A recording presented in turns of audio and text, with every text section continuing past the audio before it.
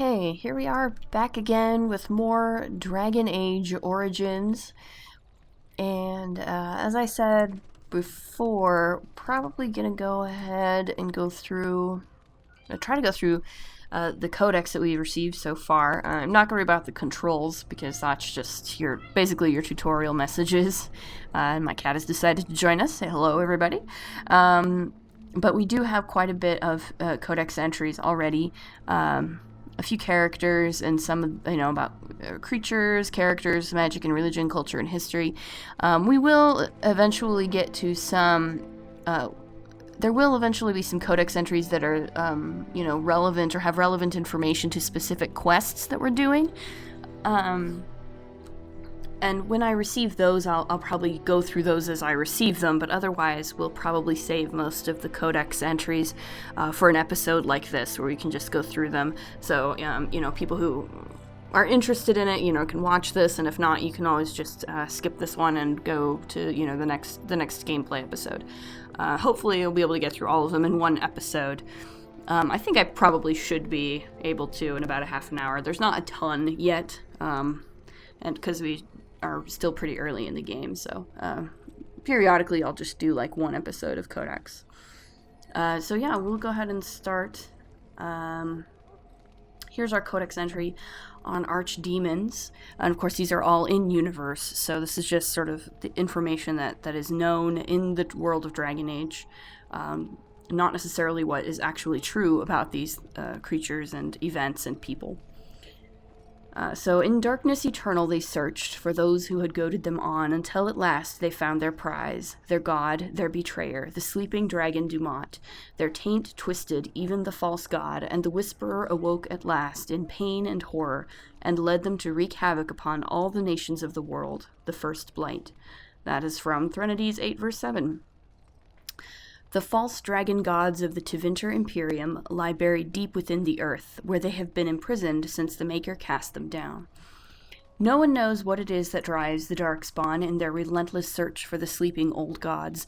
Perhaps it is instinct, as moths will fly into torch flames. Perhaps there is some remnant of desire for vengeance upon the ones who goaded the Magisters to assault heaven. Whatever the reason, when Darkspawn find one of these ancient dragons, it is immediately afflicted by the taint. It awakens twisted and corrupted and leads the Darkspawn in full-scale invasion of the land, a blight. So that's the thing that's at the head of the Darkspawn horde. Here's Deep Stalkers. Deep Stalkers are those little lizard creatures that we encountered in the basement of the Circle. A fool trusts his eyes. A wise man fears every rock is a Deep Stalker. Dwarven saying. Possibly the strangest of all the creatures found in the deep roads is the Deep Stalker. Tezpadam, as the dwarves call them, hunt in packs, generally by burrowing underground and then striking when their prey is in their midst. Stalkers come in several types. Spitters have venom glands and can spit secretions that slow or injure their prey. Jumpers hurl themselves at their targets, knocking them down and making the kill easier. The most common variety scares its prey, leaving the unfortunate victim helpless against the rest of the pack. Here's a Rage Demon. A Rage Demon is the kind of demon that we faced and killed in the Fade. Encountered in the Fade, the true form of a Rage Demon is a frightening sight, a thing of pure fire, its body seemingly made of amorphous lava, and its eyes two pinpricks of baleful light radiating from its core. The abilities of such a demon center on the fire it generates. It burns those who come near, and the most powerful of its kind are able to lash out with bolts of fire and even firestorms that can affect entire areas. Fortunately, even powerful rage demons are less intelligent than most other varieties. Their tactics are simple: attack an enemy on sight with as much force as possible until it perishes. Some rage demons carry over their heat-based abilities into possessed hosts, but otherwise the true form is mostly seen outside of the Fade when it's specifically summoned by a mage to do his bidding. A sloth demon, that's the guy that gave us the riddle game. And I looked at the creature, and it had become me. A veritable copy of my form, of my very mind, stared back at me as if from within a mirror. I thought surely that this was a trick, an illusion meant to put me off guard. But as I engaged the thing with my sword, it fought me with maneuvers that I recognized. It parried as I parried. It swung as I swung. It spoke to me and said things that only I could know. I think this demon of sloth has no form or identity of its own. It is envy as much as sloth, I believe, and mine was not the first shape it stole that day. An excerpt from a transcribed deposition of Tyrannus, Templar commander of Cumberland, 390 Towers. The most difficult assumption for some who study demons to overcome is the notion that a sloth demon is, in and of itself, slothful. If that were so, it seems highly unlikely that any such demons would cross the veil into our own world, or, once here, would fight to possess any creature with a will of its own. And we know both these things to not be the case. Certainly some demons are lazy and complacent, but who knows? Perhaps these creatures even cultivate such a reputation. The truth is that demons of sloth are named so because this is the portion of the human psyche that they feed upon. Doubt, apathy, entropy. They seek to spread these things. The sloth demon hides in its forms, a master of shapes and disguises, always in the last place you look. And from its hiding place it spreads its influence. A community afflicted by a demon of sloth could soon become a dilapidated pit, where injustices are allowed to pass without comment, and none of the residents could be aware that such a change has even taken place. The sloth demon weakens, tires, tears at the edges of consciousness, and would much rather render its victim helpless than engage it in a true conflict. Such creatures are best faced only with a great deal of will, and only with an eye to piercing their many disguises. Giant spider. I'm pretty sure we attacked some of those in the basement too, or in the storeroom. Giant spiders tend to appear in old ruins and other places where the veil has become thin because of magical disturbances or a great number of deaths. In such places, spirits and demons pass into the world of the living and attempt to take control over living beings, spiders among them. Not all scholars accept this explanation for the presence of these beasts, however. Some claim that the thinning veil allows magic to leak from the Fade, tainting such creatures as these spiders to transform into larger and more potent creatures than they ever would become naturally. While such spiders are known to possess powerful poisons and the ability to fling their webs at opponents in combat, studies of them have been few and the full range of their abilities are unknown. But they can also overwhelm you. Wisp. Those are the little things that we encountered in the Fade, some of the first things that we fought. A great deal is made of the most powerful demons, those that create abominations, and those that have changed the history of Thedas. It is often forgotten that not all demons are such awe-inspiring beings. Some that break through the cracks in the veil into our world are known as wisps, a sliver of a thought that once was. A wisp is a demon that has lost its power. Either it has existed in our world for too long without finding a true host, or it has been destroyed. Often so we found by other demons. What remains of its mind clings tightly to the one concept that created it, a hatred of all things living. While its ability to target a living creature is limited, these wisps often mindlessly attack when encountered in the Fade. In the living world, they often have been known to maliciously lure the living into dangerous areas, being mistaken for lanterns or other civilized light sources. This does, however, seem to be the very limit of their cunning. From the journal of former senior enchanter Malleus, once of the Circle of Rivain, declared apostate in 920 Dragon. Wolf. It is rather unfair, the reputation that the wolf possesses in Ferelden. For a people that so clearly adore their hounds, Fereldans simultaneously harbor a distrust of wolves that borders on the unreasonable. Unreasonable, that is, if one were not familiar with the ancient legends regarding werewolves. There was a time in Ferelden's past when demons inhabited the bodies of wolves in great numbers, causing the wars against werewolves and spreading great fear and panic. The werewolves were slain, but even today the noble wolf is still looked upon with distrust. From Legends of Ferelden by Mother Alis of Denerim, 910 Dragon. An attack by wolves upon civilized folk happens rarely, often only in times of desperation, and even then only when the wolves have the advantage of numbers. This can change during a blight. When darkspawn rise onto the surface, their presence dramatically alters the savage nature of normal beasts. In blights past, as the corruption of the darkspawn spread through the wilder areas of Thedas, it would infect the animals found there, and the more powerful of them would survive and be transformed into a more vicious and dangerous beast. A blight wolf is one such example, mad with the pain of its infection, and only through the overriding command of the darkspawn does it still retain some semblance of its pack instincts. Blight wolves are always found in large groups and will tend to overwhelm a single target if they can, using their numbers to their advantage. It is fortunate that these creatures rarely survive their corruption for very long. Okay, let's go through some of this. There's lots of magic and religion codex because, of course, we did the mage origin, so we're going to have lots of these to go through. The Aeonar. If you'll recall, the Aeonar is the prison that Lily was going to be sent to. When the Imperium occupied the area that is present-day Ferelden, they had 2 sites dedicated to magical experimentation at the extreme ends of the Imperial Highway. The southern one was the fortress of Ostagar, which looked out over the Korcari wilds. The northern one was Aeonar, although the exact location is now a secret, known only to a handful of Templars. Whatever it was the Tevinter were trying to discover at Aeonar, their work was never completed. The fortress was overrun by disciples of Andraste upon hearing the news of her death. According to legend, it was a massacre, eerily silent, for the invaders caught the mages while all but one of them were in the Fade. The site was left structurally sound but spiritually damaged. Possibly because of this, the Chantry chose to put it to use as a prison.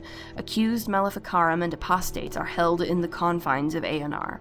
Those who have a powerful connection to the Fade, and particularly to demons, will inevitably attract something across the veil, making the guilty somewhat easier to tell from the innocent. From Of Fires, Circles, and Templars, A History of Magic in the Chantry by Sister Petrine, Chantry Scholar. Let's see here. Andraste, Bride of the Maker. There was once a tiny fishing village on the Waking Sea that was set upon by the Tevinter Imperium, which enslaved the villagers to be sold in the markets of Minrathous, leaving behind only the old and the infirm. One of the captives was the child Andraste. She was raised in slavery in a foreign land. She escaped, then made the long and treacherous journey back to her homeland alone. She rose from nothing to be the wife of an Alamari warlord. Each day she sang to the gods, asking them to help her people who remained slaves in Tevinter. The false gods of the mountains and the winds did not answer her, but the true god did. The Maker spoke. He showed her all the works of his hands, the Fade, the world, and all the creatures therein. He showed her how men had forgotten him, lavishing devotion upon mute idols and demons, and how he had left them to their fate. But her voice had reached him, and so captivated him that he offered her a place at his side that she might rule all of creation. But Andraste would not forsake her people. She begged the Maker to return, to save his children from the cruelty of the Imperium. Reluctantly, the Maker agreed to give man another chance. Andraste went back to her husband, Maferath, and told him all that the Maker had revealed to her. Together they rallied the Alamari and marched forth against the mage lords of the Imperium, and the Maker was with them. The Maker's sword was creation itself, fire and flood, famine and earthquake. Everywhere they went, Andraste sang to the people of the Maker, and they heard her. The ranks of Andraste's followers grew until they were a vast tide washing over the Imperium. And when Maferath saw that the people loved Andraste, and not him, a worm grew within his heart, gnawing upon it. At last, the armies of Andraste and Maferath stood before the very gates of Minrathous, but Andraste was not with them. For Maferath had schemed in secret to hand Andraste over to the Tevinter. For this, the Archon would give Maferath all the lands to the south of the Waking Sea. And so, before all the armies of the Alamari and of Tevinter, Andraste was tied to a stake and burned, while her earthly husband turned his armies aside and did nothing, for his heart had been devoured. But as he watched the pyre, the Archon softened. He took pity on Andraste, and drew his sword, and granted her the mercy of a quick death. The Maker wept for his beloved, cursed Maferath, cursed mankind for their betrayal, and turned once again from creation, taking only Andraste with him. And Our Lady sits still at his side, where she still urges him to take pity on his children. From the Sermons of Justinia II. The Rite of Annulment. This is an interesting one. In the 83rd year of the Glory Age, one of the mages of the Nevarran Circle was found practicing forbidden magic. The Templars executed him swiftly, but this brewed discontent among the Nevarra Circle. The mages made several magical attacks against the Templars, vengeance for the executed mage, but the Knight Commander was unable to track down which were responsible. 3 months later, the mages summoned a demon and turned it loose against their Templar watchers. Demons, however, are not easily controlled. After killing the first wave of Templars who tried to contain it, the demon took possession of one of its summoners. The resulting abomination slaughtered Templars and mages both before escaping into the countryside. The Grand Cleric sent a legion of Templars to hunt the fugitive. They killed the abomination a year later, but by that time it had slain 70 people. Divine Galatea, responding to the catastrophe in Navarra and hoping to prevent further incidents, granted all the Grand Clerics of the Chantry the power to purge a circle entirely if they rule it irredeemable. This rite of annulment has been performed 17 times in the last 700 years. From Of Fires, Circles, and Templars, A History of Magic in the Chantry by Sister Petrine, Chantry Scholar. So yeah, that's pretty horrific. The Black City, right. This is from the Fade, as you recall. No traveler to the Fade can fail to spot the Black City. It is one of the few constants of that ever-changing place. No matter where one might be, the city is visible, always far off, for it seems that the only rule of geography in the Fade is that all points are equidistant from the Black City. The chant teaches that the Black City was once the seat of the Maker, from whence he ruled the Fade, left empty when men turned away from him. Dreamers do not go there, nor do spirits. Even the most powerful demons seem to avoid the place. It was golden and beautiful once, so the story goes, until a group of powerful Magister Lords from the Tevinter Imperium devised a means of breaking in. When they did so, their presence defiled the city, turning it black, which was perhaps the least of their worries. From Beyond the Veil, Spirits and Demons by Enchanter Mirdramel. The Chant of Light, the Blight. The Chant of Light is the religious text of the Andrastian faith. It's a song, which is why it's called the chant. So this is basically just a long excerpt from the Chant of Light about the Blight. I'm not going to read that one, though, because it's basically just the same story that we've already heard before. Here's another extended quote from the chant about the Maker. And basically the Maker is, the god, the main deity, the creator of the entire world, that so Andrastians believe anyway. So yeah, he supposedly the Maker created the Fade and the spirits, and then he created humanity and the physical world. The founding of the Chantry. This is an interesting one. Cordelis Draken, that's actually a typo, it's Cordelis, not Cordelius, king of the city-state of Orlais, was a man of uncommon ambition. In the year -15 Ancient, the young king began construction of a great temple dedicated to the Maker, and declared that by its completion he would not only have united the warring city-states of the south, he would have brought Andrastian belief to the world.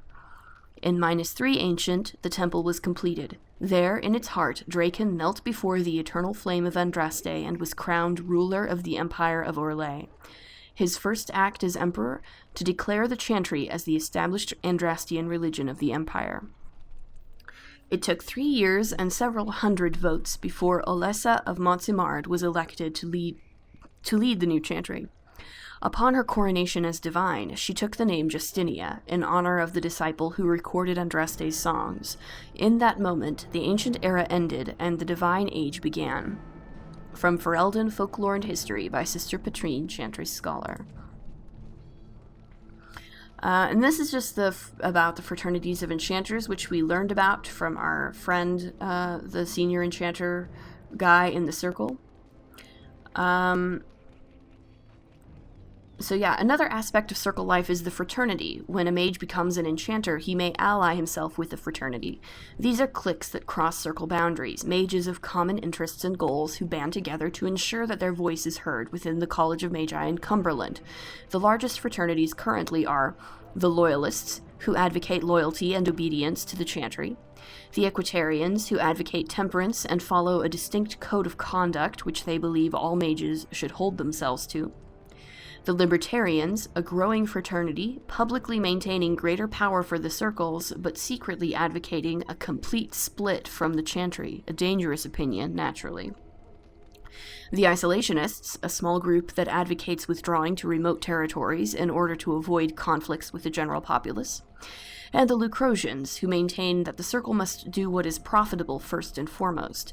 They prioritize the accumulation of wealth, with the gaining of political influence a close second. So far, an alliance between the Loyalists and Equitarians has prevented the Libertarians from gaining much headway, but there are signs that the Equitarians may throw their support in with the Libertarians. If that happens, many mages predict it will come to civil war among the circles. From the Circle of the Magi, a history by First Enchanter Josephus. So yeah, this is definitely something to keep an eye on as the games continue, because this is definitely, a situation that is changing sort of daily within this universe. So here's the hierarchy of the circle. It is no simple matter safeguarding ordinary men from mages and mages from themselves. Each circle tower must have some measure of self-government, for it is ever the Maker's will that men be given the power to take responsibility for our own actions, to sin and fail as well as to achieve the highest grace and glory on our own strength. You, who will be tasked with the protection of the circle, must be aware of its workings. The First Enchanter is the heart of any tower. He will determine the course his circle will take. He will choose which apprentices may be tested and made full mages, and you will work most closely with him. Assisting the First Enchanter will be the Senior Enchanters, a small council of the most trusted and experienced magi in the tower. From this group, the next First Enchanter is always chosen. Beneath the council are the enchanters. These are the teachers and mentors of the tower, and you must get to know them in order to keep your finger on the pulse of the circle, for the enchanters will always know what is happening among the children. All those who have passed their harrowing but have not taken apprentices are mages. This is where most trouble in a circle lies, in the idleness and inexperience of youth. The untested apprentices are the most numerous denizens of any tower, but they more often pose threats to themselves, due to their lack of training, than to anyone else. Knight Commander Serene of the Chantry Templars in a letter to his successor. History of the Circle. It is a truth universally acknowledged that nothing is more successful at inspiring a person to mischief as being told not to do something. Unfortunately, the Chantry of the Divine Age had some trouble with obvious truths. Although it did not outlaw magic, quite the contrary, as the Chantry relied upon magic to kindle the eternal flame which burns in every brazier and every chantry, it relegated mages to lighting candles and lamps, perhaps occasional dusting of rafters and eaves. I will give my readers a moment to contemplate how well such a role satisfied the mages of the time. Yeah, I imagine that was not something they were happy with. It surprised absolutely no one when the mages of Valroyaux, in protest, snuffed the sacred flames of the cathedral and barricaded themselves inside the choir loft. No one, that is, but Divine Ambrosia II, who was outraged and attempted to order an exalted march upon her own cathedral. Even her most devout Templars discouraged that idea. For 21 days, the fires remained unlit while negotiations were conducted, legend tells us, by shouting back and forth from the loft. The mages went cheerily into exile in a remote fortress outside of the capital, where they would be kept under the watchful eye of the Templars and a council of their own elder magi. Outside of normal society, and outside of the Chantry, the mages would form their own closed society, the Circle, separated for the first time in human history. From Of Fires, Circles, and Templars, A History of Magic in the Chantry by Sister Patrine, Chantry Scholar. I think that's a really interesting origin for the whole circle idea. It's not even that, like, people were terrified of them, and so the Chantry said, okay, here you're going to go into circles. It was literally like the mages were basically being kept as candle lighters in the Chantry, and they got sick of it, and they said, no, we're going to actually go over here and start our own little society. So I think that's kind of really interesting that's how it happened. Here's another interesting one on the Fade. The study of the Fade is as old as humankind. For so long as men have dreamed, we have walked its twisting paths, sometimes catching a glimpse of the city at its heart, always as close as our own thoughts, but impossibly separated from our world. The Tevinter Imperium once spent vast fortunes of gold, lyrium, and human slaves in an effort to map the terrain of the Fade, an ultimately futile endeavor. Although portions of it belong to powerful spirits, all of the Fade is in constant flux. The Imperium succeeded in finding the disparate and ever-shifting realms of a dozen demon lords, as well as cataloging a few hundred types of spirits, but they were forced to abandon the project. The relationship of dreamers to the Fade is complex. Even when entering the Fade through the use of lyrium, mortals are not able to control or affect it. The spirits who dwell there, however, can, and as the Chantry teaches us, the great flaw of the spirits is that they have neither imagination nor ambition. They create what they see through their sleeping visitors, building elaborate copies of our cities, people, and events, which, like the reflections in a mirror, ultimately lack context or life of their own. Even the most powerful demons merely plagiarize the worst thoughts and fears of mortals, and build their realms with no other ambition than to taste life. From Tranquility and the Role of the Fade in Human Culture by First Enchanter Josephus. The harrowing, which is what we went through in the beginning. Among apprentices of the Circle, nothing is regarded with more fear than the harrowing. Little is known about this rite of passage, and that alone would be cause for dread, but it is well understood that only those apprentices who pass this trial are ever seen again. They return as full members of the Circle of Magi. Of those who fail, nothing is known. Perhaps they are sent away in disgrace. Perhaps they are killed on the spot. I heard one patently ridiculous rumor among the Circle at Rivain, which claimed that failed apprentices were transformed into pigs, fattened up, and served at dinner to the senior enchanters. But I could find no evidence that the Rivaini Circle ate any particular quantity of pork. From In Pursuit of Knowledge, The Travels of a Chantry Scholar by Brother Genetivi. Maleficarum. This is a really interesting one, too. It has been asked, what are Maleficarum? How shall we know them? I have been as troubled by this question as you. You have come to me for the wisdom of the Maker, but none have seen the Maker's heart save beloved Andraste. And so I have done as all mortals must, and looked to the words of his prophet for answers, and there I found respite from a troubled mind. For she has said to us, magic exists to serve man, and never to rule over him. Therefore I say to you, they who work magic which dominates the minds and hearts of others, they have transgressed the Maker's law. Also Our Lady said to us, those who bring harm without provocation to the least of his children are hated and accursed by the Maker. And so it is made clear to me, as it should be to us all, that magic which fuels itself by harming others, by the letting of blood, is hated by the Maker. Those mages who honor the Maker and keep his laws we welcome as our brothers and sisters. Those who reject the laws of the Maker and the words of his prophet are apostate. They shall be cast out and given no place among us. From the Sermons of Justinia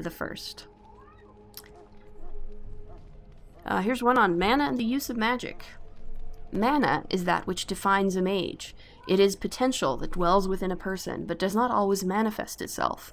All men are connected to the Fade. We go there to dream. But only those with this potential may draw upon its power. Mana is, then, a measurement of one's ability to draw power from the Fade, and it is this power that is expended in magic. As in all other things, it has limits. Just as a man has the strength to lift only so much weight and no more, a mage cannot work more magic at one time than his mana allows. If he wishes to work magic that would be beyond his strength, a mage must bolster his mana with lyrium. Without lyrium, it is possible for the reckless to expend their own life force in the working of magic, and occasionally ambitious apprentices injure or even kill themselves by overexertion. From the lectures of First Enchanter Wenceslas. The cardinal rules of magic. You must not be under the impression. Oh my gosh. You must not be under the misimpression that magic is all-powerful. There are limits, and not even the greatest mages may overcome them. No one, for instance, has found any means of traveling, either over great distances or small ones, beyond putting one foot in front of the other. The immutable nature of the physical world prevents this. So no, you may not simply pop over to Minrathous to borrow a cup of sugar, nor may you magic the essay you forgot in the apprentice dormitory to your desk. No Axio in Thedas. You will simply have to be prepared.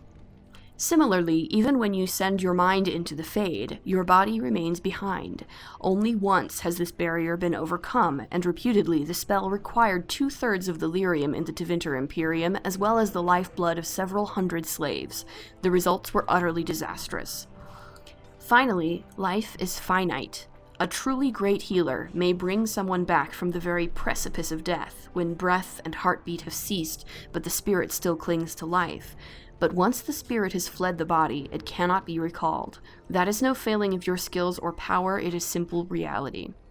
From the Lectures of First Enchanter Wenceslas. I really like this too, because it's like, okay, so how do we define the limits of the magic in this world? And these are some of the basic tenets of those limits. So here's a thing on blood magic. The Forbidden School. Foul and corrupt are you who have taken my gift and turned it against my children. That's from the chant. The ancient Tevinters did not originally consider blood magic a school of its own. Rather, they saw it as a means to achieve greater power in any school of magic. The name, of course, refers to the fact that magic of this type uses life, specifically in the form of blood instead of mana.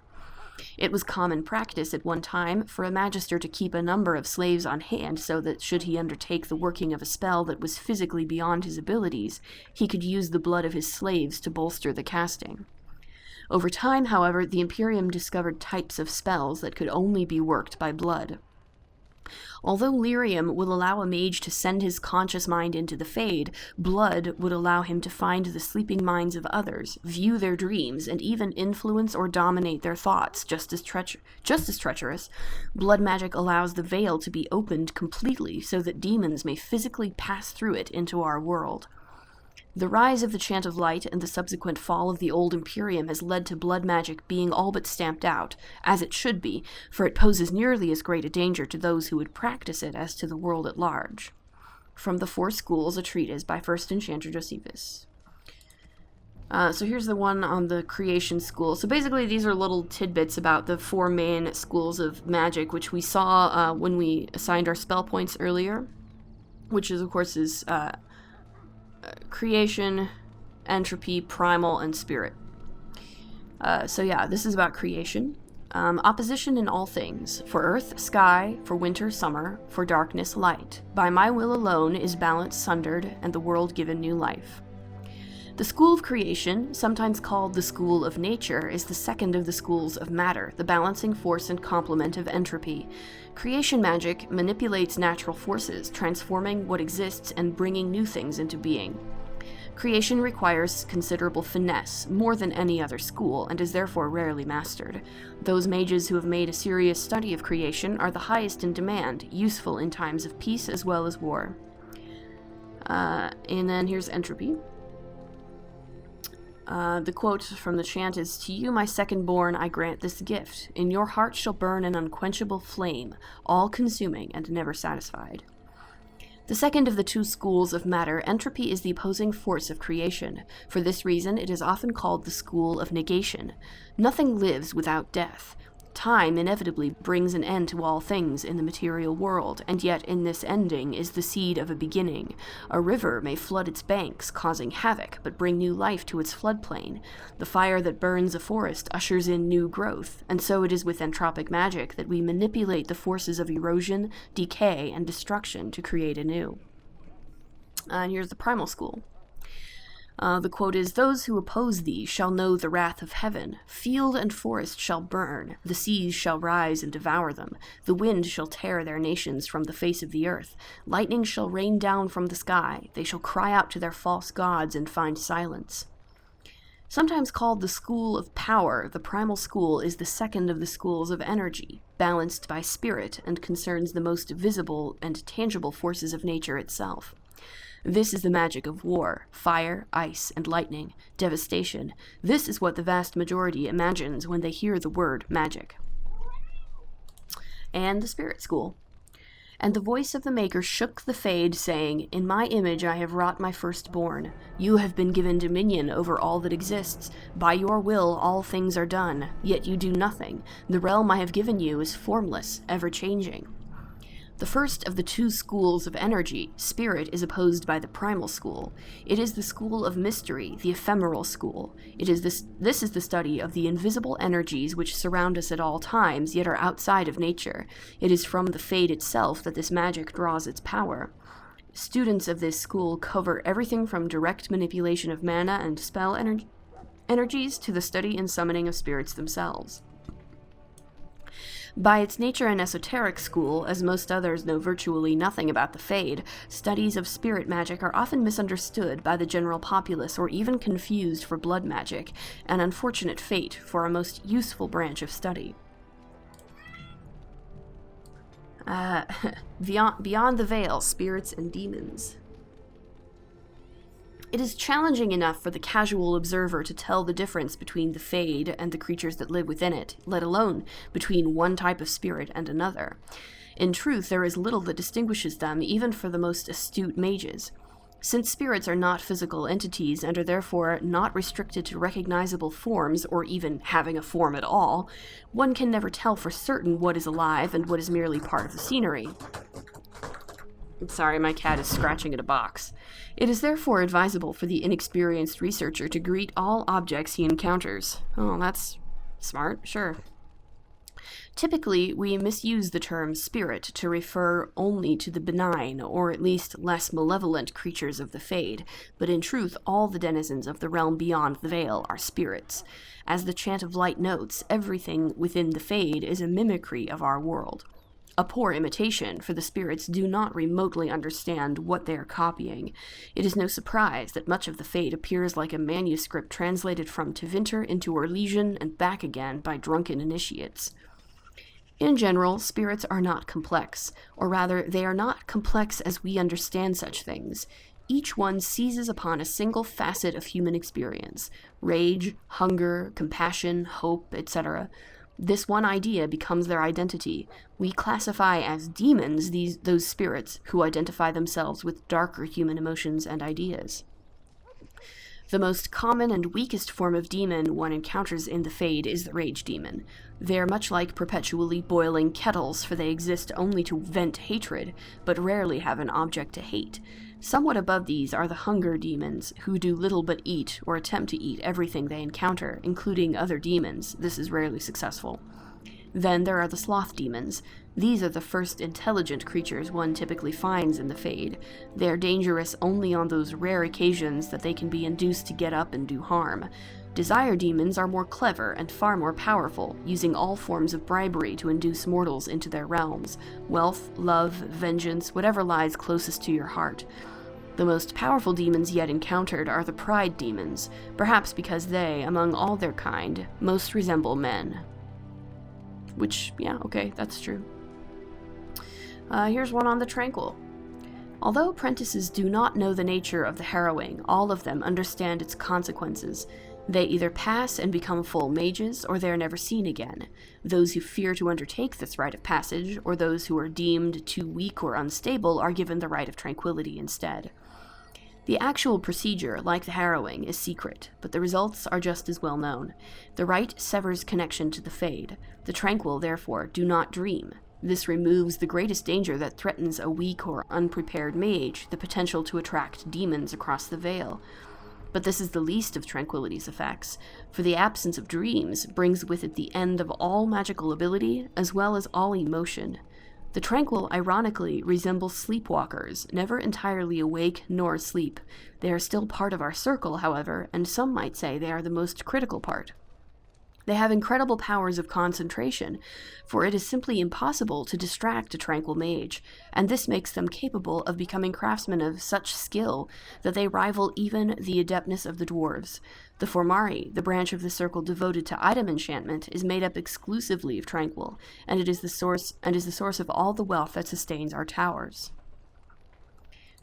So that's really interesting as well, that the tranquility is kind of horrible, but the Tranquil are also kind of a really important part of the circle. So here's some culture and history stuff. We just have a few of these now. This is a codex on King Merrick Therin, who is the previous king, the current king's father.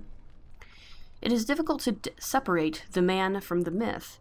The last survivor of the bloodline of King Calenhad, the Silver Knight, Merrick drove the Orlesian forces from Ferelden's borders, reclaimed the throne, and freed our people from foreign tyranny.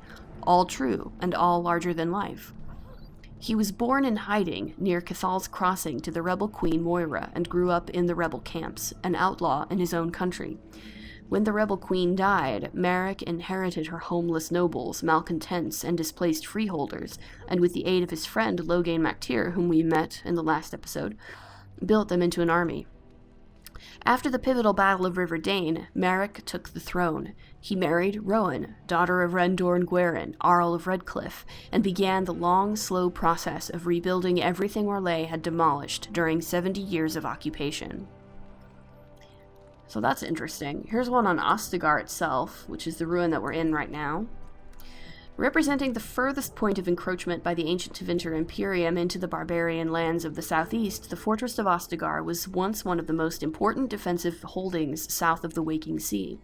It stood at the edge of the Korcari Wilds, watching for any signs of invasion by the barbarians known today as the Chastened Wilders. Straddling a narrow pass in the hills, the fortress needed to be bypassed to reach the fertile lowlands to the north, and proved to be exceedingly difficult for the Wilders to attack because of its naturally defensible position. Like most imperial holdings in the south, Ostagar was abandoned after Tevinter's collapse during the First Blight. It was successfully sacked by the Chastened Wilders, and then, as the Chastened threat dwindled following the creation of the modern Ferelden nation, fell to ruin completely. It has remained unmanned for 4 centuries, though most of the walls still stand, as does the tall Tower of Ishal, named after the great Archon that ordered its construction.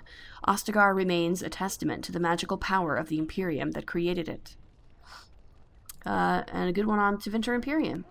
The Imperium is little more than a dilapidated old slattern, yikes, crouching in the far north of Thedas, drunkenly cursing at passers-by to recall her faded beauty. One can see that Minrathous was once the center of the world. The vestiges of her power and artistry yet stand, but they are buried in the layers of filth that the Imperium's decadence has accumulated over the ages. The Magocracy live in elegant stone towers, literally elevated above the stench of the slaves and peasants below. The outskirts of Minrathous are awash in a sea of refugees turned destitute by the never-ending war between the Imperium and the Qunari. And yet the Imperium survives. Whether with sword or magic, Tevinter remains a force to be reckoned with. Minrathous has been besieged by men, by Qunari, by Andraste herself, and never fallen. It's something. Oh, here's a nice long one about the Grey Wardens. The First Blight had already raged for 90 years. Yikes. The world was in chaos. A god had risen, twisted and corrupted. The remaining gods of Tevinter were silent, withdrawn. What writing we have recovered from those times is filled with despair, for everyone believed, from the greatest archons to the lowliest slaves, that the world was coming to an end. At Weishaupt Fortress in the desolate Anderfels, a meeting transpired. Soldiers of the Imperium, seasoned veterans who had known nothing their entire lifetimes except hopeless war, came together. When they left Weishaupt, they had renounced their oaths to the Imperium. They were soldiers no longer. They were the Grey Wardens. The Wardens began an aggressive campaign against the Blight, striking back against the Darkspawn, reclaiming lands given up for lost. The Blight was far from over, but their victories brought notice, and soon they received aid from every nation in Thedas. They grew in number as well as reputation. Finally, in the year 992 of the Tevinter Imperium, upon the Silent Plains, they met the Archdemon Dumat in battle. A third of all the armies of northern Thedas were lost to the fighting, but Dumat fell, and the Darkspawn fled back underground. Even that was not the end. The Imperium once revered 7 gods: Dumat, Zazikel, Toth, Andoral, Razikali, Lusakan, and Erthemiel. 4 have risen as archdemons. The Grey Wardens have kept watch through the ages, well aware that peace is fleeting, and that their war continues until the last of the dragon gods is gone. That's pretty rough, man. Wow, here's one on the Korcari Wilds, which is this area just south of where we are in Ostagar. It is said that in the midst of the Black Age, when werewolves stalked the lands of Ferelden in numbers that kept every farmholder indoors and a hound on every doorstep, a powerful Arl of the Alamari peoples stood and declared that he would put an end to the threat. His Arling stood on the border of the dark forest on the southern border of the Ferelden Valley, and he claimed that the werewolves used the forest to launch their midnight assaults on humanity. For 20 years, this Arl led an army of warriors and hounds deep into the forest. In his hunt for the werewolves, he slew not only every wolf he came upon, but also every member of the chastened wilder folk. Any one of them, he said, could harbor a demon inside, and thus be a werewolf in disguise. For 20 years, the forest rang with screams, and the rivers ran red. The tales say that an old chastened woman found her sons all dead at the Arl's blades. She pulled one of those very blades from the one son's heart and plunged it into her own chest, cursing the Arl's name as she did so. Where her blood touched the ground, a mist began to rise. It spread and spread until it was everywhere in the forest. The Arl's army became lost, and it is said that they died there. Others say they wander still. The ruins of his Arlings stand to this day, filled with the ghosts of women waiting eternally for their husbands to return. The forest of the legend is, of course, the Korcari Wilds. There are as many legends about the Great Southern Forest I apologize for my cat as there are shadows, or so the saying goes. The chastened wilder folk have made their home there since mankind first came to these lands, and the wild lands spread as far into the south as anyone has ventured. Beyond the mists are vast tracts of snow, white-capped mountains, and entire fields of ice. It is a land too cold for mankind to survive, yet the chastened eke out an existence even there, and they tell of horrors beyond the wilds that the lowland folk could not begin to comprehend. To most, Ferelden simply ends with the Korcari Wilds. There is nothing beyond. The Wilds is a land of great trees, wet marshes, and dangerous monsters. What more need be said? And, of course, Darkspawn. Those who had sought to claim heaven by violence destroyed it. What was golden and pure turned black. Those who had once been mage lords, the brightest of their age, were no longer men, but monsters. Sin was the midwife that ushered the Darkspawn into this world. The Magisters fell from the Golden City, and their fate encompassed all our worlds, for they were not alone. No one knows where the Darkspawn come from. A dark mockery of men. In the darkest places they thrive, growing in numbers as a plague of locusts will. In raids, they will often take captives, dragging their victims alive into the deep roads, but most evidence suggests that these are eaten. Like spiders, it seems Darkspawn prefer their food still breathing. Perhaps they are simply spawned by the darkness. Certainly we know that evil has no trouble perpetuating itself. The last blight was in the Age of Towers, striking once again at the heart of Tevinter, spreading south into Orlais and east into the Free Marches. The plagues spread as far as Ferelden, but the withering and twisting of the land stopped well beyond our borders. Here, Darkspawn have never been more than the stuff of legends. In the northern lands, however, particularly Tevinter and the Anderfells, they say Darkspawn haunt the hinterlands, preying on outlying farmers and isolated villages, a constant threat. Alright, and we have a few characters here too. King Cailan, of course, is the king we just met at Ostagar. Son of the legendary King Merrick Therin, Cailan was the first Ferelden king born into a land free from foreign rule in 2 generations. Since his father's death, he's held the throne alongside his queen, Anora. Duncan, our mentor in the Grey Wardens. Like many others, Duncan gave up his family name when he joined the ranks of the Wardens, a symbolic gesture of cutting ties. He might say this was a convenience in his case, however. His mother was from the Anderfells, his father from Tevinter. His childhood was spent in the Free Marches and Orlais. His people were everywhere, and his homeland was nowhere. He was given the almost impossible task of leading the Wardens in Ferelden, a kingdom that had thrown the Order out 200 years earlier. Facing local suspicion and hostility, he set about finding recruits. These character entries are often updated as things happen in the game, so we'll probably come back to some of these. Knight Commander Gregor, of course, he's the leader of the Templars in the Circle. Grim and taciturn, Gregor has been Knight Commander of the Templar forces stationed at the Circle Tower for so many years that hardly anyone except the First Enchanter recalls that he is not simply part of the tower itself. And of course, First Enchanter Irving, our father figure. There is no higher office in a Circle Tower than that of First Enchanter. The one who holds this title must not only be an able administrator, but also a mentor, leader, and surrogate parent to all the mages of the tower. Irving has proven himself to be all these things with an added dose of cunning. Most apprentices know that little goes on in the tower that Irving does not know. He can soothe Templars angered by some childish magical prank at the same time that he lauds the pranksters, and everyone walks away satisfied. And of course Loghain, whom we met briefly. Loghain was born a farmer during a time when his country was under foreign occupation. When he was still a boy, he joined the resistance, where his considerable tactical genius quickly became apparent. He became close friends with Prince Merrick, the last true heir to the Ferelden throne, and together they led the rebels to drive out the forces of the Orlesian Empire. Merrick raised his friend to the nobility, and Loghain is now more of a symbol than a man. He represents the Ferelden ideals of hard work and independence. So that's really cool that, like, we have all these great characters and that they have this backstory. Loghain's backstory is really, really great. And in fact, you can read a lot of it, and there's a couple of tie-in novels for this game written by the lead writer, David Gator. The first is called The Stolen Throne, and that is actually entirely about King Merrick and Loghain and how they've met and the rebellion to kick the Orlesians out, and it's really cool.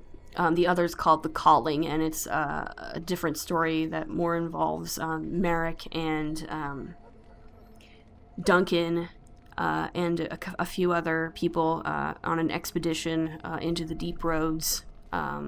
Basically a group of Grey Wardens and King Merrick go into the Deep Roads to investigate some things, and a lot of really interesting things happen, and both of those books provide a lot of really great backstory for this game, and they're actually both very, very good and very readable books. I highly recommend them. And there's several other books as well, but they are not, I wouldn't read them until after playing or watching this Let's Play. But anyway, so that's our codex. I'm not sure yet if this will be just one very long episode or if I'll split it into two. I'm not sure. I'd like to try to keep it to just one episode, so it might just be a really long one. But, that's it. So next time we'll get back to gameplay and we'll explore Ostagar some more and talk to some people and maybe meet up with Alistair. So, as always, if you like what you see, please like, comment, subscribe, and we'll see you in the next episode. Later!